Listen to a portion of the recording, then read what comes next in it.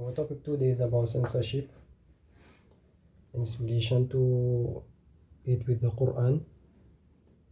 From one of the example which we'll give, which is about homosexuality, and the other example is oppression, which I will talk a bit about what is happening in Gaza and Israel.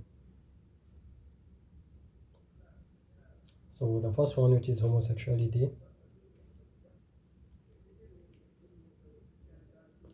First, I will mention a verse in the Quran.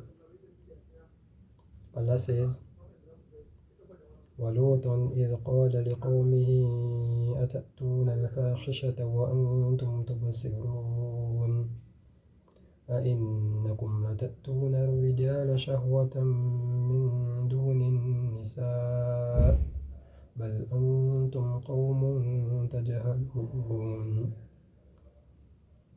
فما كان جواب قومه إلا أن قالوا أخرجوا آل لوط من قريتكم إنهم أناس يتطهرون.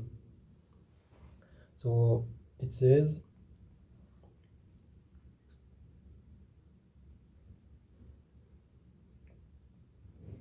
and mention Lot when he said to his people, do you commit immorality while you see? Do you indeed approach men with desire instead of women? Rather, you are people behaving ignorantly.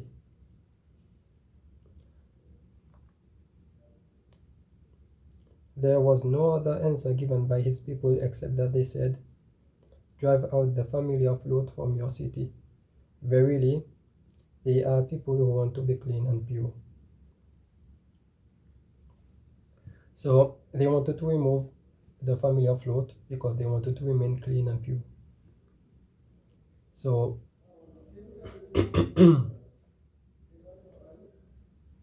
I remember a country in Europe.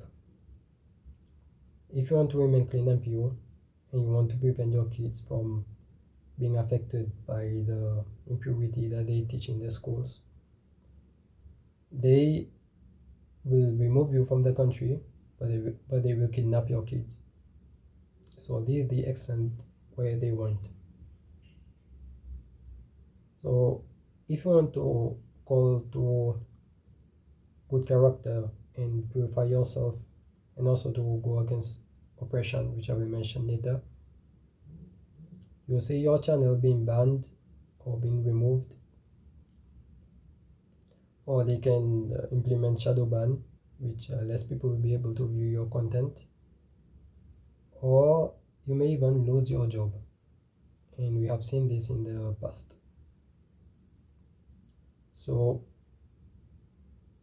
why am I mentioning this? First, note that actions and statement must have boundaries. There should be restrictions. No country allow the people to walk naked in the streets, so there is a restriction. But the same thing for the speech, because we cannot allow people to go and say that these people committed fornication, these people killed someone, stole something without any proof. So these are things that you go to a judge. But saying this like that, it cannot be allowed. So there's no issue having a restriction or censorship. The issue here is that your conditions or the restriction must be good. You should allow things which is good and prevent things which is bad. But what we see in the social media, and this I will be giving this to example, is if you talk against homosexuality, you are the one being removed. But if you talk promoting homosexuality, you are welcomed. So, and I don't want to make it long, but I think I need to speak about this also later. Anywhere we move to oppression, the same thing. You have seen the Muslim and the non-Muslim trying to call against oppression. The question now, before I go into Gaza and Israel, why are Muslims and non-Muslim having the same statement? Why they have different religion? There's a famous saying, and I want people to point down this. They say you don't have to be Palestinian to support Palestine, you just have to be human. What do they mean by human? They are actually admitting that humans have certain characteristics that make him human. And from the characteristic is to go against oppression. And this is what we call Muslim fitrah. So we Muslim, there's a way we speak. We don't speak the way the people that did not come to them the revelation, full of knowledge and the wisdom. The way we speak is different from the way the other people speak. As the Prophet said, every baby is born upon the fitrah. It is only his family that makes him Christian or a Jew. Why did I mention that? Because a baby, he recognizes that there's a higher being. He may not know if there's a prophet sent, or the name of the prophet, or the name of his angels. He may not know this stuff, but he knows there's a higher being. This stuff is known by revelation. But when the revelation comes, it is in line with his natural disposition. So he is inclined towards it and accept it by the permission of Allah. But if your disposition has been clouded either by your own desire or by your family, if they have preached something which is wrong, or by the community, or by shaitan, then it is clouded and people cannot recognize the truth from falsehood. So the common enemy for mankind is shaitan, because shaitan, he attacks the fitrah, and fitrah is actually Islam. So shaitan doesn't attack the Muslims only. So that's why when we look at homosexuality, they are not trying to impose that on non-Muslim, on the Muslim countries only. No, they are also doing it in their own country. Why? Because to keep their natural disposition clouded, and even more clouded, so that when the revelation comes, they are not inclined to it. So they are even far away from Islam. As for Muslims, when shaitan attacks his fitrah, they start having doubts. Some may even leave Islam, but this will not happen unless if Allah wills. So this is why you will see the statement of the Muslims and the non-Muslim will have the same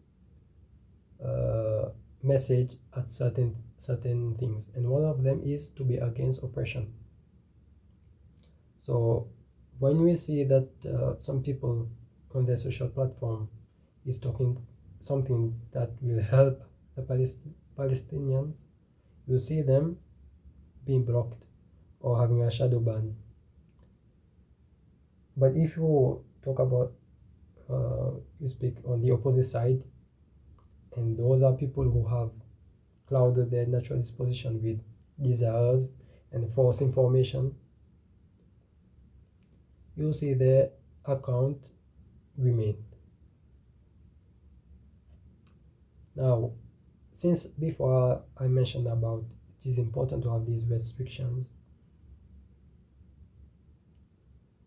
is that we understand that there are things there should be censorship,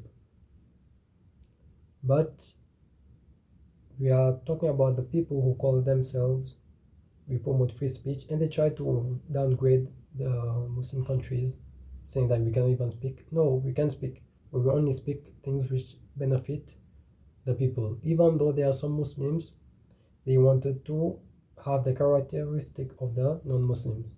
So that's why you will see some Muslim talking about the way they talk democracy. They speak, they speak about free speech without using any wisdom. So anyway, these people, they have portrayed themselves having free speech, but you have seen how they are ready to have certain condition and restriction for the free speech which benefit them only. So why are we Muslims trying to imitate these kinds of people? Allah has shown us many times that there is a huge hypocrisy. The name terrorist, they choose which country they want to name that this country is terrorist. They just chose it, and some Muslims fall into that hole, and they see certain Muslim countries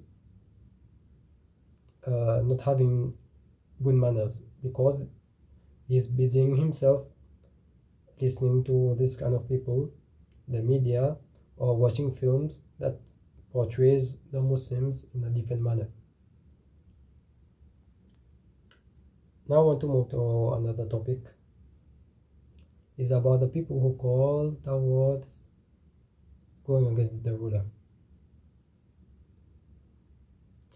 I want to talk about history, not really, but and also wisdom, because there are hadith and it is very well known, but people, they are not interested in hadith. They are interested in their um, desires and what they want. And what we know from history, every people thought that they are special kind of people. Yes, if you go against this leader, our condition will be way better. Everyone thought they were special. And even now, each country, they think if I remove this guy, everything will be okay. We don't control the conditions. The conditions is not changed unless Allah wants it to change. Allah says He will not change the condition of the people unless if they change themselves. So we force in something which goes against the revelation, and then same thing will be good. Where do you get this knowledge?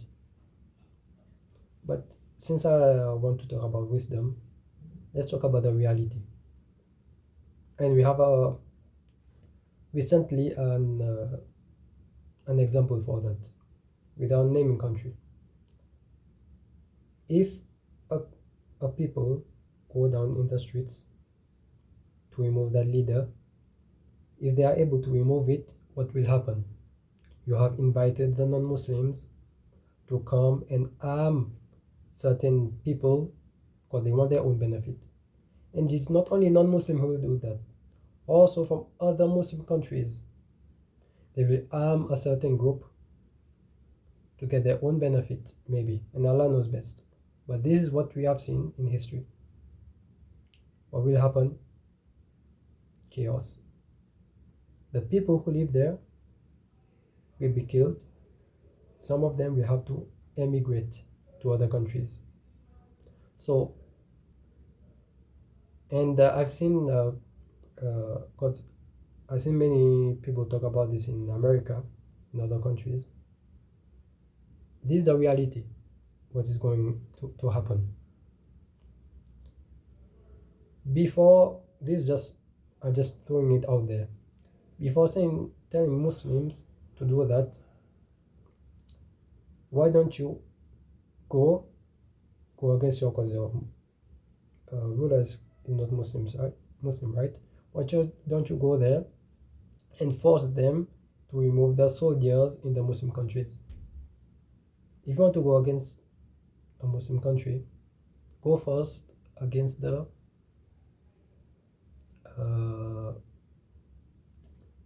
soldiers, the non-Muslim soldiers in that particular country. Yes, it may be the rule of the Muslim allow them to be there, but the first thing you want to remove them. I'm just throwing out there. So if you are in America, force your ruler to remove the soldiers in your country. Until you do that, then you can look at the affairs of the Muslims. Of course, you can look at the affairs of the Muslim. What I mean is calling people to work against their leader. This is a big issue. Before you go even talk about this, I gave you a task to do first, because this will benefit us. That's point number one. Point number two, if they are able to remove the leader and they appoint another one, khalas, we believe that our condition will be okay. But we forget we don't control the condition. What happens? There will be